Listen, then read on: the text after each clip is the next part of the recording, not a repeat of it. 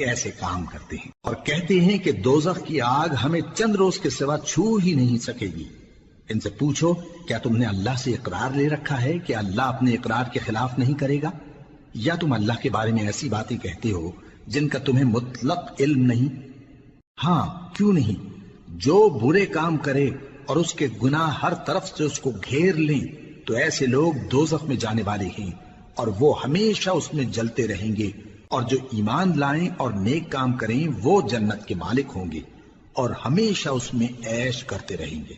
اور جب ہم نے بنی اسرائیل سے عہد لیا کہ اللہ کے سوا کسی کی عبادت نہ کرنا، اور ماں باپ اور رشتہ داروں اور یتیموں اور محتاجوں کے ساتھ بھلائی کرتے رہنا، اور لوگوں سے اچھی باتیں کہنا، اور نماز پڑھتے اور زکوٰۃ دیتے رہنا،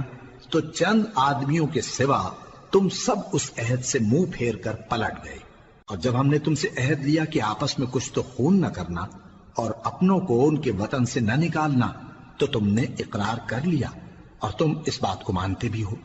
پھر تم وہی ہو کہ اپنوں کو قتل بھی کر دیتے ہو، اور اپنے میں سے بعض لوگوں پر گناہ اور ظلم سے چڑھائی کر کے انہیں وطن سے نکال بھی دیتے ہو،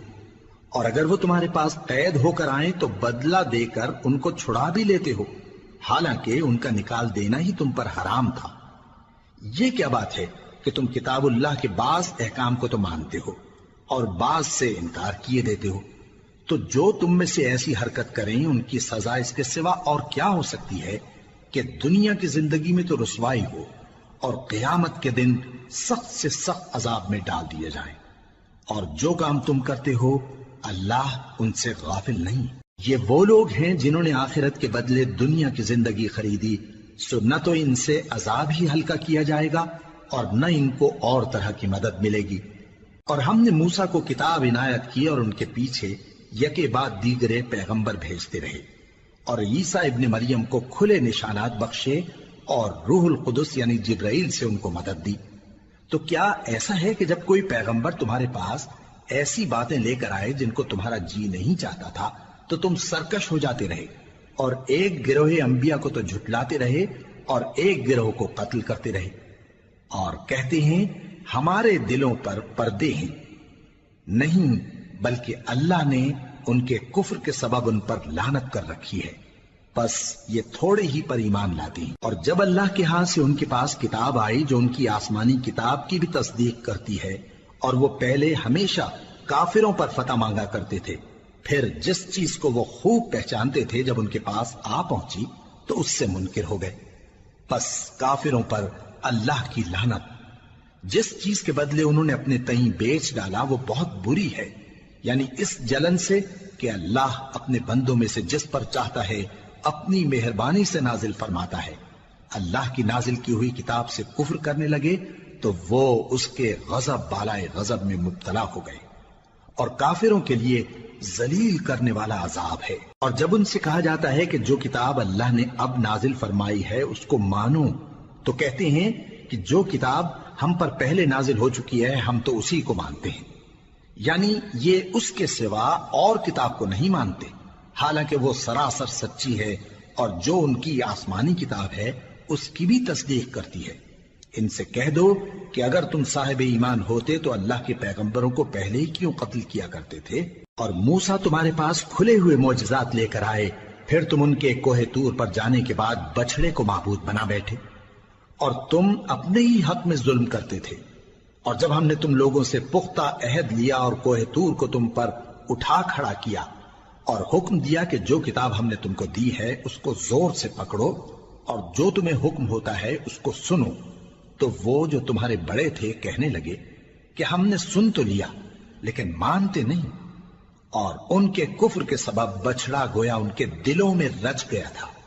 اے پیغمبر ان سے کہہ دو کہ اگر تم مومن ہو تو تمہارا ایمان تم کو بری بات بتاتا ہے۔ کہہ دو کہ اگر آخرت کا گھر اور لوگوں یعنی مسلمانوں کے لیے نہیں اور اللہ کے نزدیک تمہارے ہی لیے مخصوص ہے تو اگر سچے ہو تو موت کی آرزو تو کرو، اور ان اعمال کی وجہ سے جو ان کے ہاتھ آگے بھیج چکے ہیں یہ کبھی اس کی آرزو نہیں کریں گے، اور اللہ ظالموں سے خوب واقف ہے۔ اور ان کو تم اور لوگوں سے زیادہ زندگی کے حریص دیکھو گے، یہاں تک کہ مشرکوں سے بھی بڑھ کر۔ ان میں سے ہر ایک یہی خواہش کرتا ہے کہ کاش وہ 1000 برس جیتا رہے، مگر اتنی لمبی عمر اس کو مل بھی جائے تو اسے عذاب سے تو نہیں چھڑا سکتی، اور جو کام یہ کرتے ہیں اللہ ان کو دیکھ رہا ہے۔ کہہ دو کہ جو شخص جبرائیل کا دشمن ہو اس کو غصے میں مر جانا چاہیے، کیونکہ اس نے تو یہ کتاب اللہ کے حکم سے تمہارے دل پر نازل کی ہے جو پہلی کتابوں کی تصدیق کرتی ہے، اور ایمان والوں کے لیے ہدایت اور بشارت ہے۔ جو شخص اللہ کا اور اس کے فرشتوں کا اور اس کے پیغمبروں کا اور جبرائیل اور میکائیل کا دشمن ہو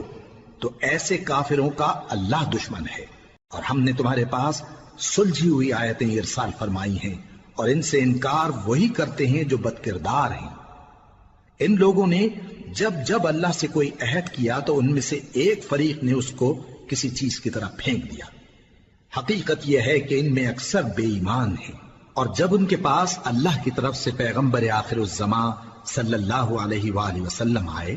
اور وہ ان کی آسمانی کتاب کی تصدیق بھی کرتے ہیں، تو جن لوگوں کو کتاب دی گئی تھی ان میں سے ایک جماعت نے اللہ کی کتاب کو پیٹ پیچھے پھینک دیا، گویا وہ جانتے ہی نہیں، اور ان چیزوں کے پیچھے لگ گئے جو سلیمان کے عہد سلطنت میں شیاطین پڑھا کرتے تھے۔ اور سلیمان نے مطلق کفر کی بات نہیں کی، بلکہ شیطان ہی کفر کرتے تھے کہ لوگوں کو جادو سکھاتے تھے، اور وہ یعنی بنی اسرائیل ان باتوں کے بھی پیچھے لگ گئے جو شہر بابل میں 2 فرشتوں یعنی ہاروت اور ماروت پر اتری تھی، اور وہ دونوں کسی کو کچھ نہیں سکھاتے تھے جب تک یہ نہ کہہ دیتے کہ ہم تو ذریعہ آزمائش ہیں، تم کفر میں نہ پڑو۔